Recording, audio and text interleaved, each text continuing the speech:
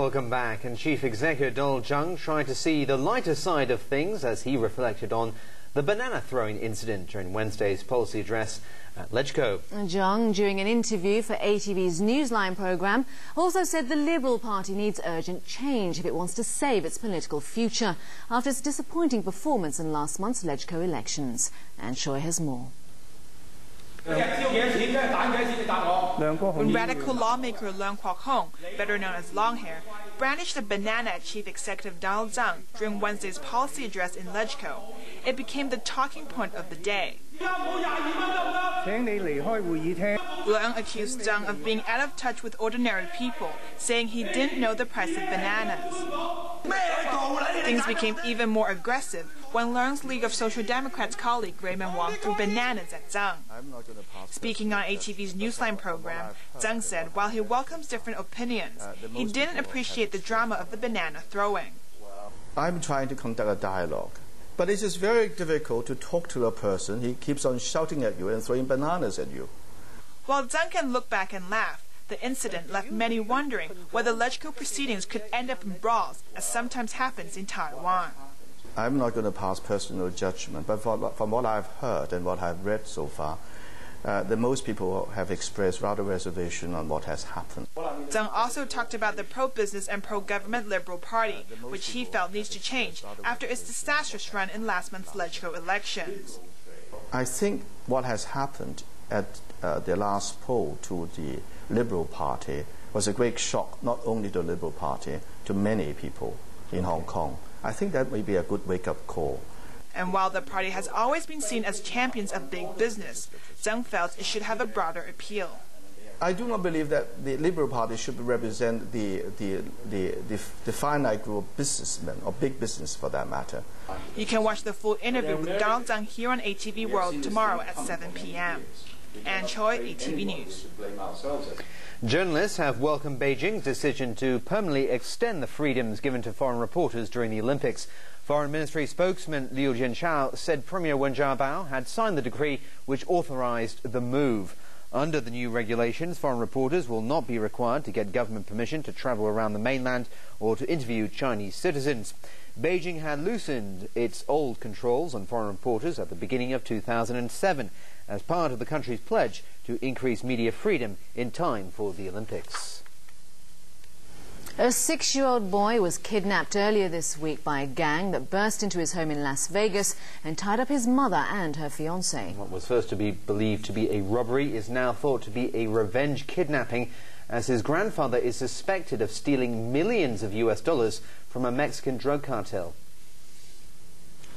Was shocking enough to begin with. 6-year-old Cole Puffenberger kidnapped from his Las Vegas home by armed men early Thursday morning. When the invaders found no money, they tied up Cole's mother, her fiancé, and ran off with little Cole. Now the DEA tells CBS News his abduction looks like the work of one of Mexico's ruthless drug cartels. They've kidnapped a 6-year-old boy, took him out of his home. These are extremely dangerous people. We've said it yesterday, we're saying it again. This is as bad as it gets.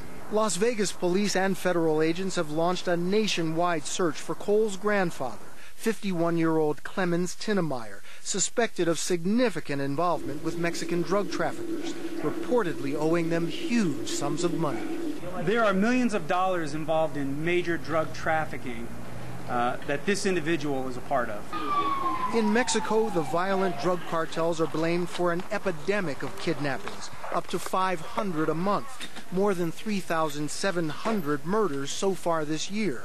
Now their violence is hitting home in dramatic fashion. The borders are for people who are law-abiding. Narcotics dealers don't know about the borders, don't care about the borders, never have, never will. They wanted to send a very clear message. Message sent, message received. They got the intention of an entire nation. Tonight, there's a nationwide Amber Alert. Neighbors are handing out flyers, but no sign of the little boy in grave danger. Bill Whitaker, CBS News, Los Angeles. A hostage situation in Brazil ended tragically after two teenage girls were shot in the head by one of their ex-boyfriends. The police have been criticised for their actions after they sent a hostage that had already been released back into the house, a move that triggered the tragedy. ATV's Jeff Tang reports. On the outskirts of the Brazilian capital Sao Paulo last Monday, 22-year-old Lindenberg Alves took his 15-year-old ex-girlfriend Alua Rodriguez and one of her friends hostage, enraged that she'd broken up with him last month. He released the friend just 2 days later. But then, after 2 days of negotiations, Alves eventually agreed to release Rodriguez, provided the police bring back the girl he had set free. Amazingly, police agreed and sent the released girl back into the apartment, but Alves didn't keep his word. That's when police decided to force their way into the apartment in what was supposed to be a rescue attempt. The tragedy struck. Alves shot Rodriguez in the head and her friend in the mouth before he was arrested. Doctors said Rodriguez has little chance of survival, while her friend is in good condition. But city officials have criticized the police for sending the friend back to the apartment after she was released. Jeff Tang, ATV News. Time now for sports, and we start with tennis. The stage is set for the semi-finals of the Madrid Masters after the top two seeds Rafael Nadal and Roger Federer easily took care of business in their quarter-final matches. Jeff Tang reports. British star Andy Murray entered his quarter-final matchup against Frenchman Gael Monfils in scintillating form, having reached the last four of every tournament since losing in the US Open final last month. He used every weapon available in his arsenal against Monfils, from well-placed lobs to a string of brilliant cross-court winners that quashed any attempted comeback from the Frenchman. A deflated Monfils double faltered on match point to hand Murray a 6-2, 6-2 victory. Murray will next play his conqueror in the US Open final, world number 2 Roger Federer, who took care of business against 9th-seeded Juan Martín del Potro. Despite a good start from the 20-year-old Argentinian, Federer soon asserted his authority on the game.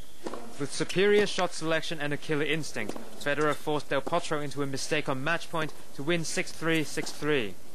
The Swiss says he's looking forward to playing Murray in the semi-final. I really enjoy playing Andy. He's a great tactician on the court with, great court coverage, great feel around the court, and I like playing him. Federer's arch-rival, world number 1 and local hero Rafael Nadal, wasted no time to show compatriot Feliciano Lopez who was the superior player. Nadal was winning from all over the court and held by 33 unforced errors from Lopez to seal the match 6-4, 6-4 to the delight of the home crowd. In the last quarter-final match, Frenchman Gilles Simon claimed a narrow 3-set win over Croatian Ivo Karlovic. Karlovic was unable to repeat the giant killing form that saw him beat third-seed Novak Djokovic just a day earlier, and Simon took the match 7-6, 4-6, 7-6 to face the number 1 in the semis. Jeff Tang, ATV News.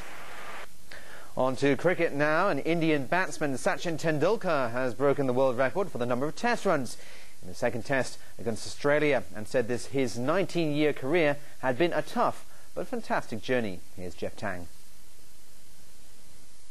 Sachin Tendulkar is now the most prolific run scorer in Test cricket history with 12,027 runs, surpassing Brian Lara's previous record of 11,953.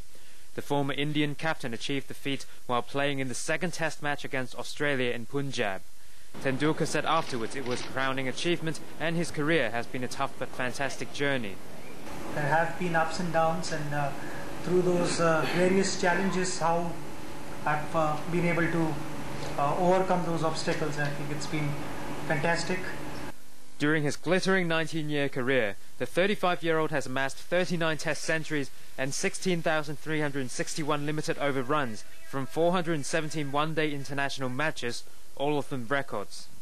But the batsman said he was motivated not by glory, but by doing well for his team. I don't need to prove anything to anyone. What I need to do is contribute whatever my team's requirements are, and if I can do that, then I'm happy. Tendulkar and former West Indies captain Brian Lara are often mentioned in the same breath as Australian legend Sir Donald Bradman, who is widely considered to be the greatest batsman ever. Jeff Tang, ATV News. And that's our main news for Saturday night. We'll have an update in 1 hour. I'm Tony Sabine. And I'm Anne-Marie Sim. The weather report is next with Vivian Tang. Thanks for watching ATV. Good night.